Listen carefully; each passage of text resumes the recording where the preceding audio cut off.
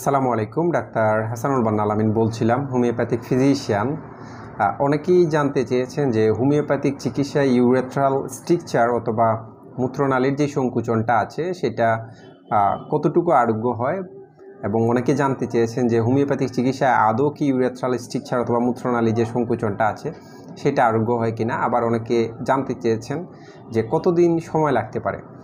তো আমি লাস্টের প্রশ্ন থেকে শুরু করি, সেটা হলো অ্যাকুইট কন্ডিশনে যদি কোনো পেশেন্ট আমাদের কাছে আসে, সেই ক্ষেত্রে পেশেন্টের 1.5 থেকে 2 মাসের ভিতরে তার ইউরেথ্রাল স্ট্রিকচার অথবা মূত্রনালীর যে সংকুচনটা আছে সেটা খুব দ্রুত সময়ের মধ্যে আরোগ্য লাভ হয়ে যাবে ইনশাল্লাহ। এবং সেকেন্ড যে কোয়েশ্চনটা, অনেকে বলেন যে শিথিল থাকে কিনা, মানে মেডিসিন খাওয়ার পর কিছুদিন রোগটা দমে থাকে, পরবর্তীতে সেটা আবার পুনরায় সেই রোগের অ্যাটাক হয় কিনা। তো সেটা বলি, সেটা হলো অনেক সময় আমাদের মেডিসিন আছে, মেডিসিনের একটা পাওয়ার আছে, নির্দিষ্ট পাওয়ার পর্যন্ত মেডিসিনটা সেবন করতে হয়, তাইলে পরিপূর্ণভাবে নির্মূল হয়ে যাবে রোগটা এবং সেটা আর কখনো ফিরে আসবে না ইনশাল্লাহ। এবং অনেকেই আছেন যে আমাদের কাছে আসার পর অনেক পেশেন্ট আছেন যারা ক্রনিক পেশেন্ট, যাদের ইউরেথ্রাল স্ট্রিকচার অলরেডি 1-2 বার অপারেশনও করা হয়েছে।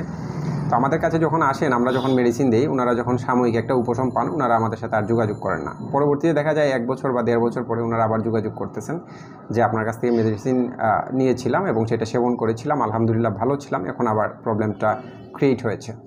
তো সেটা আসলে একান্ত ওনার দোষ। আমাদের মেডিসিন একজন চিকিৎসকের কাছ থেকে পরামর্শ নিয়ে আপনার মেডিসিনটা অফ রাখতে হবে। এবং ফার্স্ট যে কোয়েশ্চনটা ছিল যে হোমিওপ্যাথিক চিকিৎসায় আদৌ কি ইউরেথ্রাল স্ট্রিকচার ভালো হয় কিনা, এবং হোমিওপ্যাথিক মেডিসিন সেবন করলে ইউরেথ্রাল স্ট্রিকচারের প্রবলেমটা অ্যাগ্রাভেশন হয়ে যায় কিনা বা রোগটা বৃদ্ধি পায় কিনা। অনেকের একটা ভুল ধারণা আছে যে হোমিওপ্যাথিক চিকিৎসা নিলে রোগ প্রথমে বৃদ্ধি পায়, পরবর্তীতে সেটা উপশম হয়। এটা ভুল একটা ধারণা, এটা একটা ভ্রান্ত ধারণা, এটা অনেকের মধ্যেই অনেকে পোষণ করে রাখেন।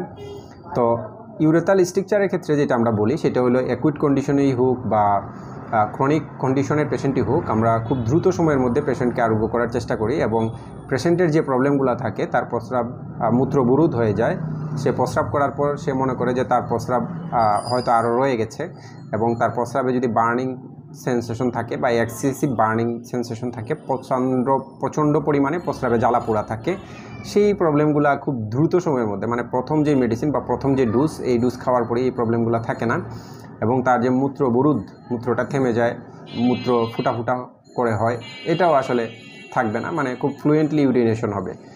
তো আজকে এই পর্যন্তই। আর আমার ভিডিওটা যদি আপনাদের ভালো লাগে, ভিডিওটা লাইক, কমেন্ট এবং শেয়ার করে দিবেন, এবং আপনারা যারা চিকিৎসা নিতে চান স্ক্রিনে দেওয়া নাম্বারে যোগাযোগ করুন।